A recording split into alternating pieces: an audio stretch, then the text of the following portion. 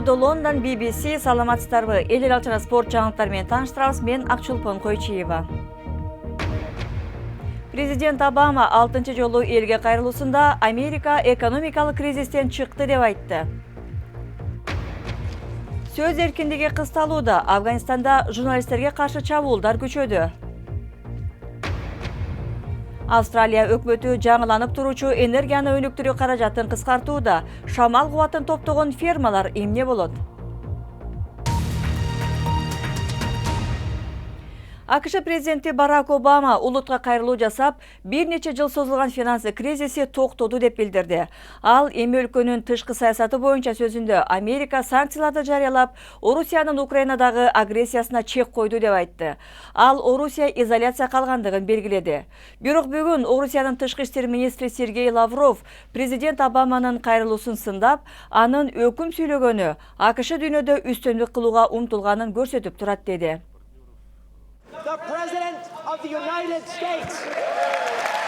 АКШнын президенти Барак Обаманын Конгресске кайрылуусу жетекчи биринчи жолу республикачылар көпчүлүк кылган Конгресске кайрылууда. Обама АКШны чет өлкөдөгү согуштардан чыгарам деп келген. Бирок азыр чет өлкөдө көп маселелер чыгууда. Биз террористтерди токтотобуз.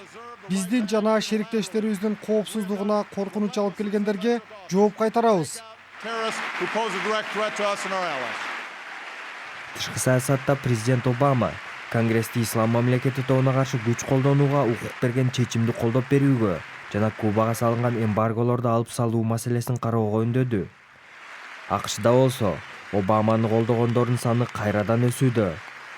Президент кайрылуусунда АКШ экономикалык өсүшкө ишенимдүү кайтып келгенин айтып, мындан ар бир америкалык пайда көрүш үчүн өлкөдөгү ашынган байлар көбүрөөк салык төлөш керек деп билдирди. Биз бардык кыйынчылыктарды баштан өткөрдүк.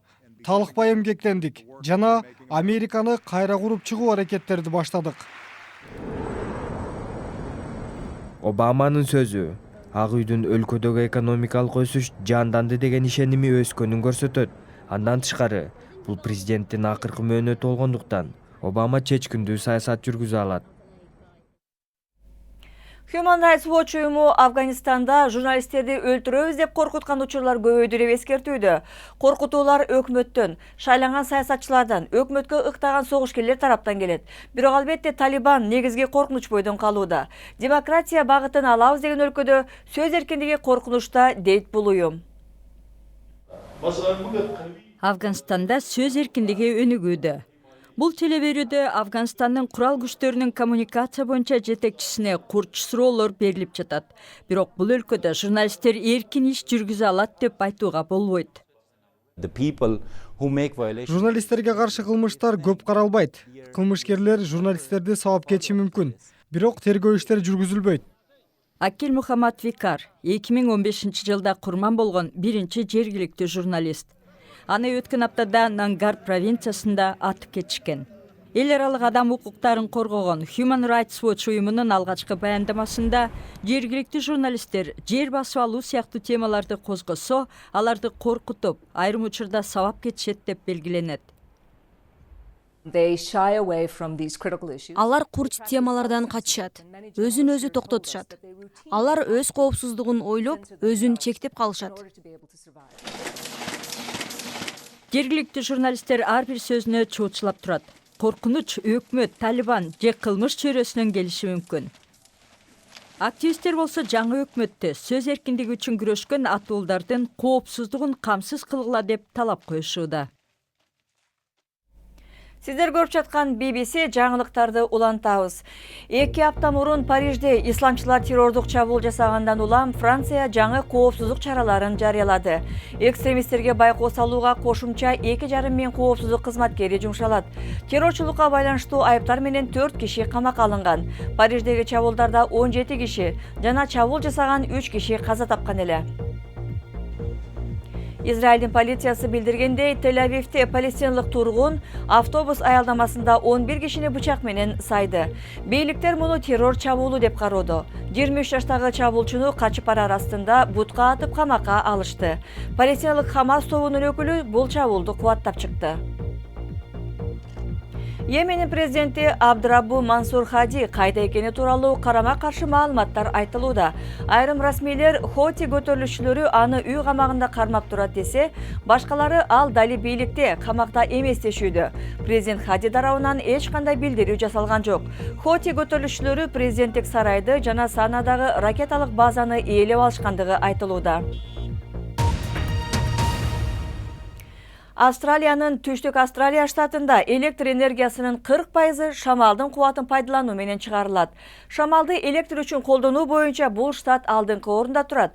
Дүйнө менен салыштырсак Даниядан гана артта калат. Бирок Австралиянын өкмөтү жаңыланып туручу энергия булактарына каражатты кыскартканы жатат. Демек бул тармактын келечеги эмне болот деген маселе жаралууда. Австралиянын түштүгү будайы жана шамалы менен атактуу. Бул аймакта электр кубатынын 40% альтернативдүү энергия булактарынан өндүрүлөт. Бирок өлкөнү толук алганда электр кубатынын 8% эле жашыл технологиялардан өндүрүлөт. The distribution of wind varies a lot from place to place, but South Australia does have a very high proportion. Шамал бүт аймакта бирдей болот деп айтса болбойт. Австралиянын түштүгүнө шамал Антарктидадан бери келет. Ал жерде шамалдын энергиясын колдонуу өтө зарыл, тазараак жана натыйжалуу энергияны өндүрсө болот. Өлкөнүн мурунку өкмөтү 2020 жылга чейин альтернативдүү энергия булактарын өндүрүүнү 20%га көтөрүүнү көздөгөн. Бирок жаңы өкмөт Австралиянын көмүр өндүрүшүнө басым кылууда. Ал себептерден инвесторлор жаңы жана жашыл технологиялардан чочулап калышты. Кандай болсо да Австралиянын түштүк аймактары туура багытта бараткандай. Азыркы климаттык өзгөрүүлөр коркунучунан улам бул аймак бүт өлкөгө үлгү болушу абзел. Бирок экологдор шамалдын энергиясын өздөштүрүүдөн мурун саясий эрк да керек дешүүдө. Эми спорт жаңылыктарына келдик. Англиянын Капитал 1 кубогу үчүн жарым финалда Тоттенхэм менен Шеффилд Юнайтед беттешет. Өткөн түнү болсо Эден Хазард оюндун биринчи бөлүгүндө пенальти тээп, Челси артыкчылыкка жеткен. Бирок Ливерпуль тараптан Рахим Стерлинг гол киргизип, эсепти теңеп койду. Эмки аптада Ливерпуль менен Челси кайра ойной турган болду. Азия чемпионатында болсо чейрек финал оюндары болуп жатат. Эртең Түштүк Корея Өзбекстан менен беттешет. Кытай командасы австралиялыктар менен ойнойт. Ал эми жума күнү чейрек финалда Иран менен Ирак жана Жапония менен Бириккен Араб Эмираттарынын футболчулары беттешет. Теннис боюнча Австралия ачык чемпионатында Энди Маррей менен Роджер Федерер 3-чү раундга өтүштү. 3-чү ракетка Рафаэль Надал америкалык Тим Смычек менен оюнду араң жеңди. Номер 2-чи ракетка саналган Мария Шарапова мекендеши Александра Панова менен беттешти утуп алды. Жаңылыктардын соңунда айрым кишилерге эртең менен ойгонуп, сергек тура калыш оор болот эмеспи? Өзгөчө уйкучу өспүрүмдөрү тургузууга бул ыкма жарайт беле?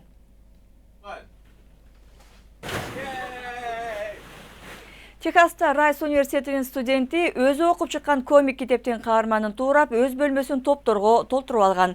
Дэвид Никол бул үчүн 13 000 ар кандай түстөгү пластмасса топторун чогулткан. Баасы $500 болуптур. Бирок ойгонуп эле аларга кулап түшүп көңүлдүү туруп кетет экен.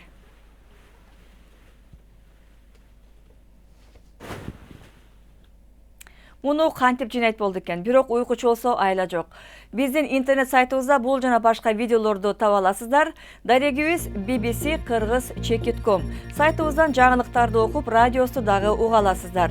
BBC жаңылыктарын Facebook'та, Twitter'да, ошондой эле YouTube'дан дагы таба аласыз. Ал үчүн бизди BBC Кыргыз деп издеңиз. Биздин бул даректерге блог жазсаңыздар, биз жарыялап турабыз. Бүгүнкү жаңылыктардын жыйнагын ушу менен жыйынтыктайбыз. Лондондогу командабыздын атынан берүүнү көргөнүңүздөр үчүн сиздерге чоң рахмат. Аны алып барган Акчолпон Койчиева. Саламатта болуңуздар.